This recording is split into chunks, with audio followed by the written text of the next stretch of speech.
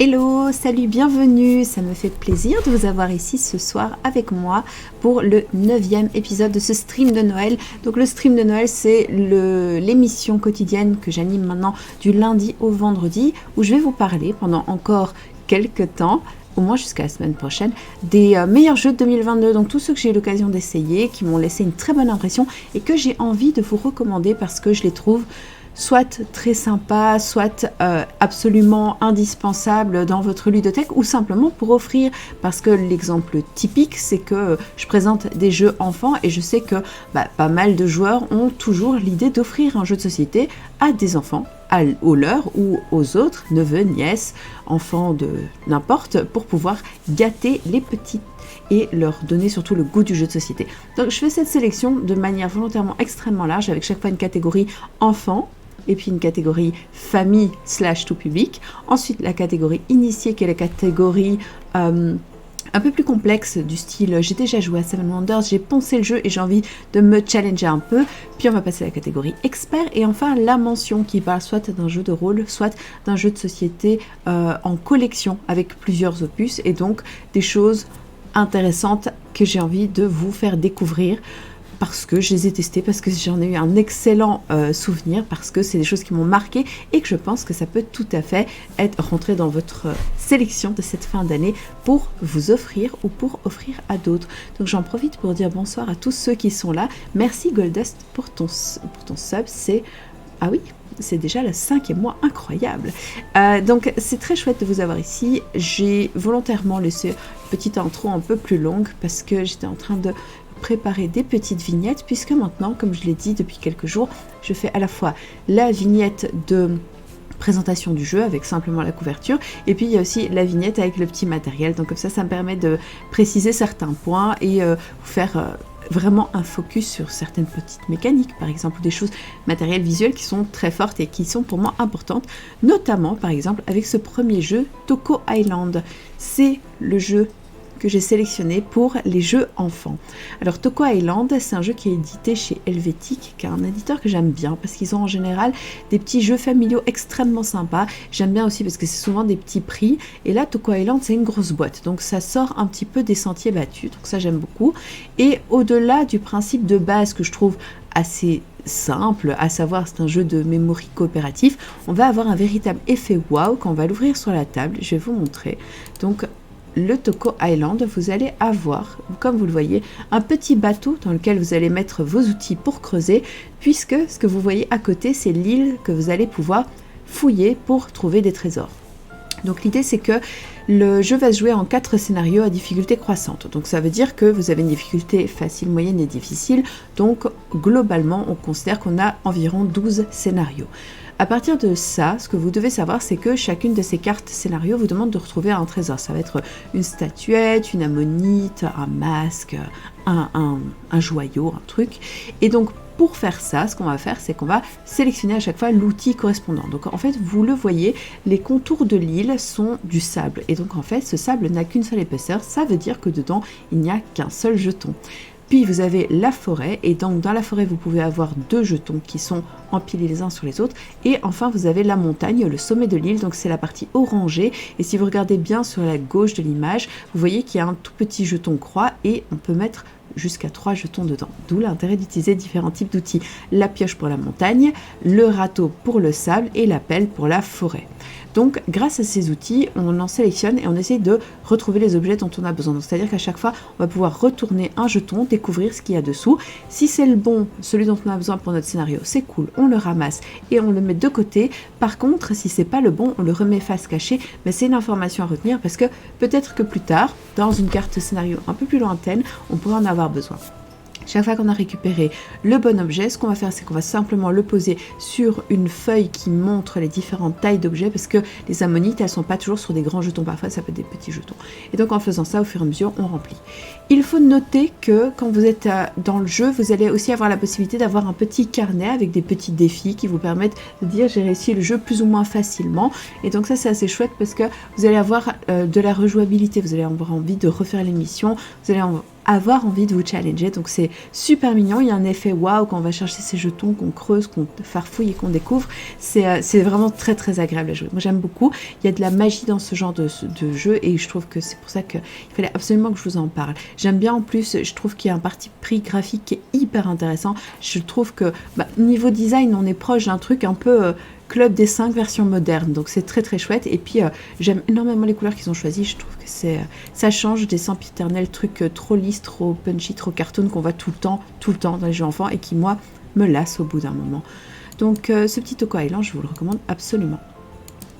En jeu famille / tout public, j'ai pas pu résister à vous mettre le Splendor Duel parce que c'est vraiment un tout bon jeu. Moi je l'adore, je le trouve excellent parce que j'aime beaucoup Splendor, même si je gagne assez peu, je dois avouer, mais j'aime bien cette idée de construction de moteur simple et accessible, donc c'est vraiment très chouette parce que c'est le genre de jeu où il y a 3 règles et demie et vous comprenez tout de suite comment ça se joue et ce qu'il faut faire. Donc ça c'est la bonne nouvelle. Le seul truc c'est que je trouve que ça manque singulièrement d'interaction, à savoir que dans le Splendor classique en général, quand on commence à arriver vers les 7-8 points sur les 13 qu'on est censé gagner pour déclencher la fin de partie, c'est seulement à ce moment-là qu'on commence à regarder ce que font les autres. Et je trouve que l'interaction est assez faible. Alors certes, elle existe, surtout pour ceux qui sont très habitués au jeu et qui sont à leur 80e partie. Alors c'est sûr, oui, bien sûr, il y a de l'interaction.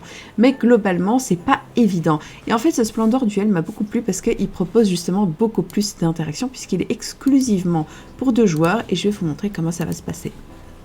Vous avez toujours la fameuse pyramide de cartes. Alors je dis la fameuse, normalement c'est pas une pyramide dans Splendor normal, mais c'est aussi découpé en 3 couleurs, donc 3 puissances de cartes, les cartes de base, moyenne et plus compliquées à obtenir. Et au lieu d'avoir l'action de simplement prendre des jetons, ici on va avoir un plateau sur lequel on a disposé au hasard des jetons qui se mettent en serpentin comme ça. Et en fait à son tour de jeu, on a le droit de sélectionner jusqu'à 3 jetons. Et donc en fait ça c'est assez chouette parce que vous allez prendre 3, mais en sachant qu'en faisant ça, vous pouvez par exemple casser une suite et en fait ça peut bloquer votre adversaire. Donc ça c'est assez chouette.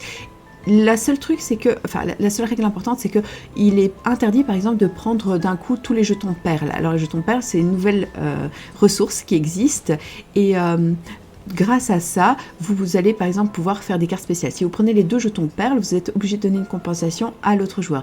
Idem, si vous prenez 3 jetons de la même couleur, de nouveau, compensation. Les compensations sont des petits rouleaux de parchemin que vous allez devoir offrir à votre adversaire et qui lui permettront de faire... une action supplémentaire. Attendez, je fais juste un petit truc. Hop. Et voilà. Un bannissement, le premier de la soirée. Ça fait du bien. Voilà, je reprends donc mes explications. Une fois que vous avez sélectionné vos 3 jetons, vous les accumulez devant vous et à un moment, quand vous voulez, vous allez avoir le droit de les dépenser pour pouvoir acquérir une carte de niveau 1, 2 ou 3 en fonction de ce que vous avez comme jetons. Et en fonction de ça, en fait, les cartes, quand vous les installez devant vous, j'aime bien appeler ça des mines, parce qu'en fait, le principe, c'est que vous allez générer en permanence une ressource de la carte que vous avez sélectionnée. Si par exemple je prends une carte rouge, eh ben, je vais générer en permanence un rubis. Ça veut dire que j'aurai une réduction sur mes prochaines cartes et ça c'est très chouette. Donc en fait l'idée c'est vraiment, on va jouer exactement comme un Splendor normal, sauf l'aspect plateau qui va vraiment être prépondérant et aussi 2 autres choses importantes. Primo, il y a des actions sur les cartes maintenant, donc ça peut permettre de rajouter un petit peu de chaos. Pour éviter que le jeu ne soit trop froid et mécanique, vous avez des actions à surveiller bien sûr, mais qui sont intéressantes du type voler un jeton à un adversaire, lui réserver quelque chose, ou enfin il y a vraiment moyen de faire des actions qui sont de l'interaction directe, qui sont un petit peu chafouin. Et aussi, il y a 3 conditions de victoire. Donc, vous allez pouvoir gagner des conditions de victoire en fonction de choses différentes. C'est-à-dire qu'avant, c'était simplement le premier à 13 points, 13 ou 15, je ne sais plus, mais qui déclenchait la fin de partie. Ici, c'est plus exactement la même chose, puisque vous allez avoir déjà la condition de victoire de dire le premier à 20 points au total, le premier qui a 10 points dans une seule couleur, donc ça peut aussi cette fois-ci valoriser des stratégies des gens qui font monocouleur, qui est un truc qui est peut-être un peu frustrant dans le Splendor classique. Et puis il y avait une 3e condition dont je ne me souviens plus, je me demande si ça n'avait pas un rapport avec les nobles, puisque les nobles existent toujours et donc il est possible 10 couronnes.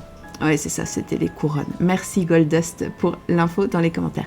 Mais donc oui, les nobles existent toujours et donc les nobles vont aussi vous donner des points de victoire, intéressant, mais aussi ils vont vous donner surtout des possibilités d'action puisqu'ils ont tous plus ou moins leur manière d'agir. Donc ça, c'est la présentation de Splendor Duel qui pour moi a le mérite de revenir sur un truc qui est beaucoup plus dans l'interaction, où on va toujours garder cet esprit de construction de plateau, un peu, vraiment construction de moteur, pas de plateau, construction de moteur plus orientée vers le côté mécanique, mais par contre, cette fois-ci avec une interaction très très forte entre les joueurs.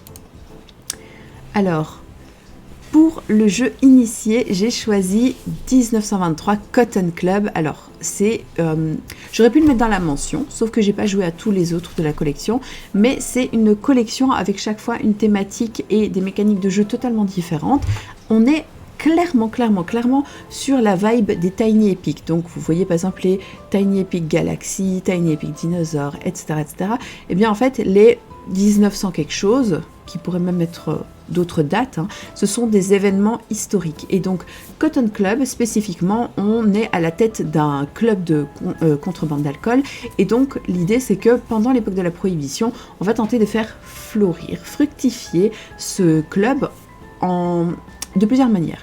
Alors évidemment toutes ces actions sont illégales comme le vrai Cotton Club l'était. Il était bâti sur à la fois l'amour de la musique, du jazz et des artistes et aussi une sacrée bonne dose de mafia, de pègre intégrée à tous les niveaux, et donc c'est exactement ça qu'on va rejouer. Donc dans Cotton Club, je vais vous montrer un petit peu, c'est une toute petite boîte, mais c'est une petite boîte qui est remplie de matériel. Vous allez avoir plusieurs pistes sur lesquelles vous allez pouvoir évoluer. Et à votre tour, vous allez avoir le choix d'acheter des cartes dans des lignes. Donc ce sont des lignes le long des pistes. Vous allez pouvoir acheter des améliorations pour votre club, acquérir des hommes de main qui sont des gangsters qui vont vous permettre d'avoir un peu plus d'influence, avoir un peu plus d'audace, plus d'initiative, etc. Mais qui vous, malheureusement, mettent un peu dans la sauce puisque petit à petit, vous allez avoir aussi plus en plus de renommée dans votre piste de criminalité, ce que vous ne voulez pas du tout. Vous pouvez évidemment engager des artistes et puis aussi faire de la contrebande, c'est au cœur du jeu, mais surtout ce que vous voulez absolument, c'est inviter des personnalités influentes. Parce que prohibition ou pas, les gens aimaient quand même bien écouter de la musique, voir des artistes se produire et se siffler un petit verre en toute illégalité. Et l'idée, c'est que à votre tour, vous allez avoir 3 ouvriers que vous allez pouvoir placer à 3 endroits pour pouvoir acquérir des cartes. Vous pouvez tenter de faire 3 fois la même, c'est possible. Les autres joueurs vont vous bloquer évidemment. Et à chaque fois que vous allez acquérir une de ces cartes, ça va vous permettre d'évoluer sur des pistes. Vous allez évidemment devoir payer, que ce soit les bandits, les artistes ou même l'alcool de contrebande que vous achetez et que vous revendez. Donc il va falloir investir de l'argent, cet argent que vous allez récupérer en ayant justement des célébrités qui viennent à votre club pour consommer. Ce qu'il faut savoir aussi qui est très chouette, c'est que tout est absolument historique. Donc tous les personnages que vous allez pouvoir rencontrer ont à la fin du livret de règles leur petite fiche pour vous dire voilà, telle personne est connue pour telle frasque, pour tel fait d'armes, pour telle chose, et ça permet de vraiment recontextualiser le jeu. On va jouer une succession de tours, donc à chaque fois on pose ces 3 ouvriers, alternativement chacun un ouvrier, et puis ouvriers qui sont des hommes de main bien sûr, et puis à la fin de la manche, l'idée c'est qu'on va pouvoir entamer la manche suivante et au début de la manche on va révéler tout un tas d'événements. Il y a des événements qui sont mis de manière automatique, aléatoire dans le jeu et qui vont pas du tout, qui vont juste être joués comme ça, mais vous allez vous aussi en tant que joueur avoir une main d'événements que vous allez pouvoir mettre en jeu afin d'influencer ce qui va se passer. Ça va être des événements type le joueur qui a le plus de contrebande gagne de l'argent ou gagne des points d'influence. C'est vraiment excellent, moi j'ai trouvé ça génial. Et autant dans un premier temps je me suis dit c'est une toute petite boîte, puis on l'ouvre et ça prend plein de place sur la table et en fait on se rend compte qu'on joue vraiment à un bon gros jeu. Donc ce Cotton Club est absolument génial, moi j'ai vraiment adoré et j'ai qu'une hâte, c'est de pouvoir tester Amundsen qui est sur l'expédition des pôles pour pouvoir vous en parler aussi parce que je pense que c'est très très prometteur. C'est une collection vraiment qui a l'air absolument dingo. Pour le jeu expert, alors je vais vous parler donc de Bitoku qui est un jeu qui est un jeu expert qui a été édité en français par Yellow, à la base publié chez Devir l'année passée. C'était un peu la sensation du salon à Essen, parce qu'en fait c'était un jeu expert mais qui proposait quelque chose d'extrêmement joli, donc c'est-à-dire un beau plateau, ce qui est assez rare. Ça sortait des tons un peu marronnasse dégueux qu'on peut voir dans tous les Brass Golem et autres horreurs, et en fait donc on avait un très très joli plateau avec toute une foule d'actions absolument toutes utiles et intéressantes pour le jeu. Alors, il faut savoir que dans Mitoku, le principe c'est que vous allez tenter d'avoir des points de renommée, et d'ailleurs avant que vous fassiez 12 000 blagues, Mitoku ça veut dire vertu, donc on s'arrête là, et vous allez tenter d'avoir des points de vertu, justement de renommée, pour tenter de devenir le nouvel esprit gardien de la forêt, puisque l'ancien esprit se meurt ou va à la retraite. Choisissez comment vous allez vouloir le jouer. Quoi qu'il en soit, il y a une place vacante et c'est peut-être vous qui allez prendre cette place. Comment ça va se passer ? Ça va se jouer en 4 manches qui sont elles-mêmes divisées en 4 saisons. La saison du printemps, c'est une saison où vous allez simplement battre vos cartes et vous allez vous constituer une main. Donc c'est vraiment une partie du jeu, c'est la partie deck building. Donc vous avez votre main de cartes et ensuite vous allez pouvoir jouer pendant l'été le cœur du jeu, à savoir toutes vos actions. Ça va être par exemple de poser une carte sur votre plateau afin d'activer des dés. En activant les dés, vous pouvez les acquérir sur une valeur et ça vous permet donc de les mettre en jeu sur le plateau. Et des dés sur le plateau, il y en a partout. Vous allez pouvoir faire tout un tas de trucs. Donc, c'est-à-dire que le plateau va être divisé en différents centres d'action. Donc, vous avez des actions principales, à savoir que le plateau est divisé en 2 avec une rivière. Mais globalement, vous avez les actions tout en bas qui sont des petits bonus que vous allez pouvoir acquérir, placer sur votre plateau personnel et qui vont faire des revenus tout au long de la partie. Très intéressant, très important, super dur à mettre en place. Puis vous avez également des actions où vous allez pouvoir, par exemple, acquérir des petits bidules, donc des petits bonhommes que vous allez pouvoir mettre le long d'un... des petites tuiles que vous allez mettre le long d'un chemin sur votre plateau personnel avec des petits bonshommes qui vont pouvoir se promener dessus, et ça va vous donner aussi des points de renommée. Vous allez pouvoir vous mettre à des endroits où vous pourrez construire plus tard des bâtiments, et quand vous placez votre dé et que vous activez ces bâtiments, vous allez recevoir double bonus. Très très intéressant et aussi très très dispendieux. Quand vous êtes sur cet espace de construction, vous avez le droit, c'est une de vos actions, de passer de l'autre côté de la rivière.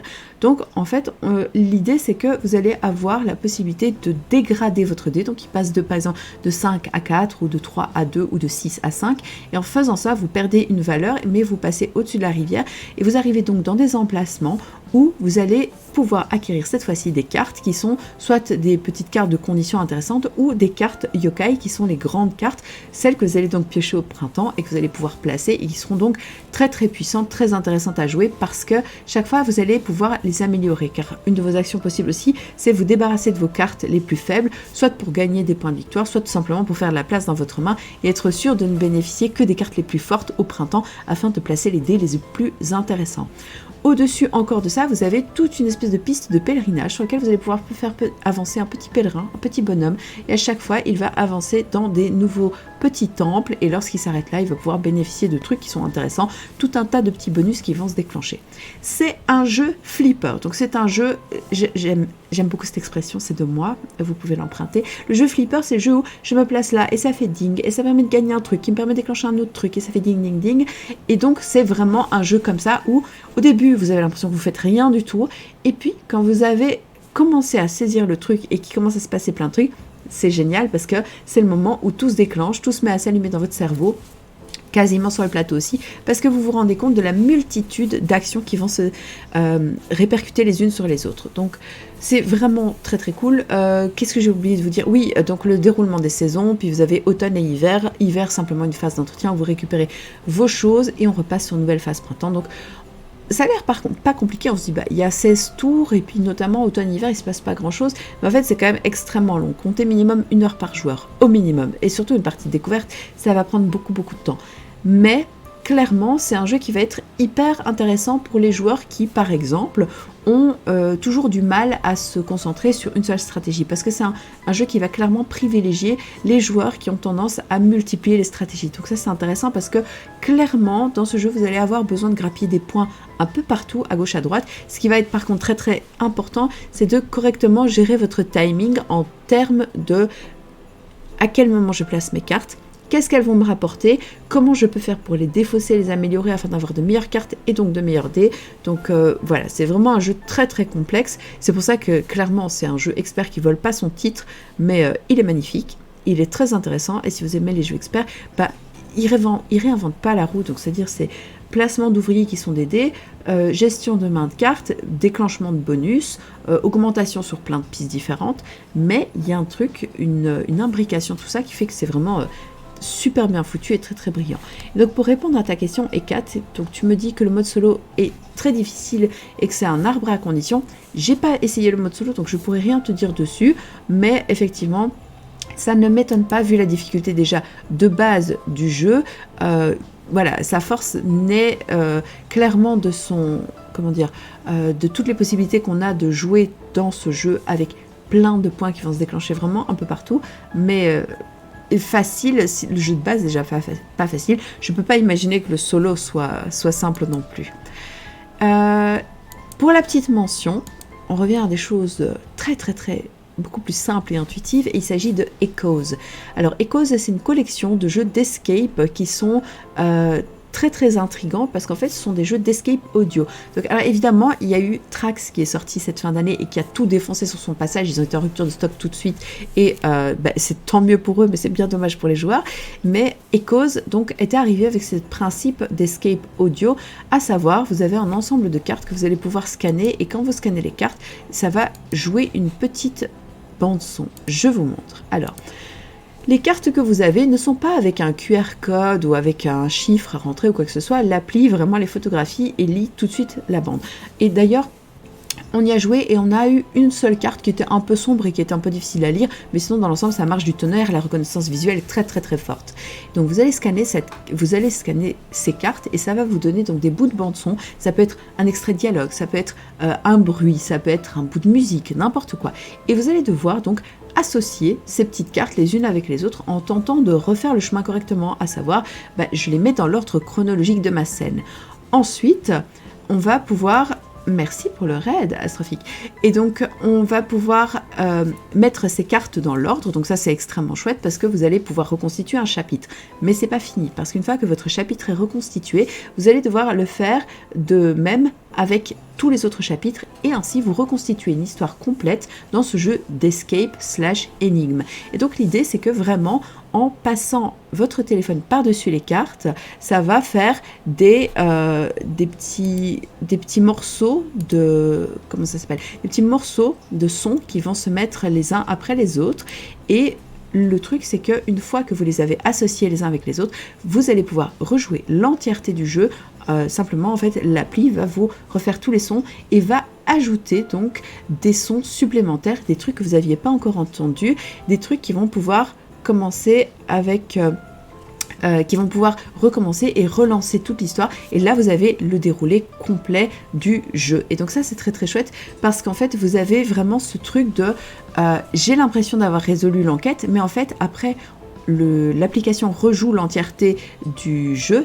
Et ça, c'est excellent parce que on a vraiment l'impression de refaire comme un film, en fait, mais en audio. Donc ça marche super bien, c'est très chouette. Et donc pour répondre aux questions dans le chat, vous pouvez les trouver n'importe où dans les magasins de jeux spécialisés ou même dans des grandes surfaces culturelles type la Fnac, Cultura ou des choses de ce style-là. C'est des jeux qui sont tout à fait disponibles. Il y en a 3 qui existent et c'est des jeux d'enquête audio. La boîte indique que c'est jouable de 1 à 4 joueurs, mais l'année passée au Nouvel An, on l'a fait à 12 et ça a marché très bien. Il n'y avait absolument pas de limite. C'est vraiment du jeu coopératif, de blabla. On va surtout échanger des pistes pour savoir comment ça peut marcher. Donc, je récapitule pour ce qu'on a vu jusqu'ici. Donc, la sélection de jeux à offrir à des kids dans votre entourage, c'est bien sûr Toko Island. Alors, c'est un jeu excellent qui est très bien fait, qui va pouvoir permettre à des petits de découvrir un petit peu le jeu de société coopératif en faisant des fouilles, en découvrant des trucs. Et il y a l'aspect mémoire, il y a l'aspect coop, il y a l'aspect discussion. Donc ça, c'est vachement bien fait. Ensuite, en jeu famille, il y a Splendor Duel qui fait le... Attendez, je fais juste... Action, voilà. Donc, Le Splendor Duel, ça va vous permettre de jouer avec une personne, parce que c'est un jeu que pour 2 joueurs. C'est le Splendor revisité qui va faire en sorte d'avoir des interactions beaucoup plus fortes entre les joueurs. Donc c'est très très chouette à jouer parce que ça va vous permettre d'avoir quelque chose d'un peu plus musclé que le Splendor normal. Pas plus complexe, mais juste un peu plus tendu, donc plus intéressant. En jeu initié, donc 1923 Cotton Club, qui est un jeu de société plus... Voilà, comme je dis, initié, donc c'est vraiment pour les gens qui aiment déjà bien les jeux et qui ont envie de découvrir un peu plus quelque chose de complexe, d'un peu exigeant, avec plusieurs stratégies très très intéressantes, à savoir qu'il n'y a pas une stratégie gagnante, mais plein de choses à faire. C'est vraiment super parce que c'est aussi très très bien placé historiquement. C'est un jeu dans une mini boîte, donc ça coûte pas grand chose, et malgré tout, ça prend un certain espace sur la table. On va jouer la prohibition, on va jouer de l'alcool de contrebande, on va pouvoir faire évoluer son club pour le rendre le plus prestigieux possible. Ensuite, en jeu expert, donc je vous en avais parlé parce que celui-là, je l'avais découvert déjà l'année passée à Essen quand il était encore en anglais. Et donc la localisation en français de Bitoku est excellent parce que c'est un jeu qui va être hyper expert, hyper exigeant, mais avec de multiples pistes, plein de manières différentes de scorer. Et donc un jeu extrêmement riche, mais bien sûr qui va aussi nécessiter beaucoup d'investissement de la part des joueurs. Il est indiqué 45 minutes, je pense, par joueur sur la boîte. Je pense qu'on peut monter un peu parce que c'est un peu plus que ça. Et puis pour la mention, il s'agit évidemment de Echoes, qui est un jeu d'enquête audio coopératif qui peut se jouer à plein si on veut, super prenant, super intriguant parce qu'on va pouvoir scanner les cartes et grâce à ça, ça va permettre de rejouer une histoire complète et faire vraiment ce jeu d'enquête et d'énigmes simplement avec des petits bouts d'enquête audio. Et je pense que là, on a fait le tour de tout ce que je voulais vous montrer. C'est une belle sélection, c'est 5 jeux qui s'ajoutent déjà aux 40 dont on a déjà parlé dans les lives précédents, donc c'est très très cool, je suis contente parce que ça me permet d'explorer avec vous plein de trucs qui sont sortis en 2022, parfois je mets même des choses plus anciennes parce que soit ils ont une nouvelle extension ou ils ont quelque chose d'un peu différent que j'ai envie d'évoquer et de vous présenter. Mais en tout cas, je pense que là, ça vous fait quand même une multitude d'idées, donc n'hésitez pas à aller revoir les autres lives, même s'ils sont plus disponibles sur Twitch, je les ai de toute façon uploadés sur YouTube, et grâce à ça, ça vous permet de re-regarder les autres sélections et deviner un petit peu, ah oui, quels sont les jeux parmi ces sélections qui seront les plus indispensables pour moi, pour offrir ou pour me faire offrir, pour mettre sur ma liste, pour recevoir des cadeaux, etc. Donc voilà, c'est très très... Je pense effectivement, comme tu le dis, Ekat, 2022 c'était une super bonne année.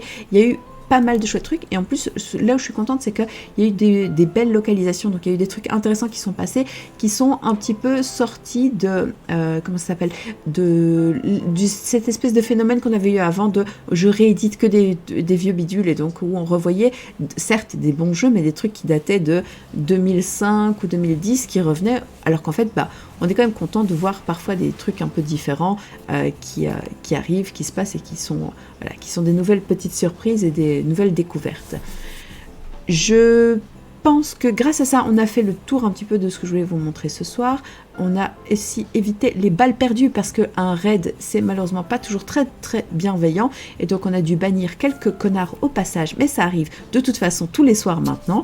Mais je pense qu'il va falloir sérieusement que je me trouve un modérateur pour éviter de le faire de moi-même. Et donc BIB, tu arrives sur le tard, donc bonsoir quand même, mais c'est pas grave, tu pourras voir la suite du live en replay sur YouTube.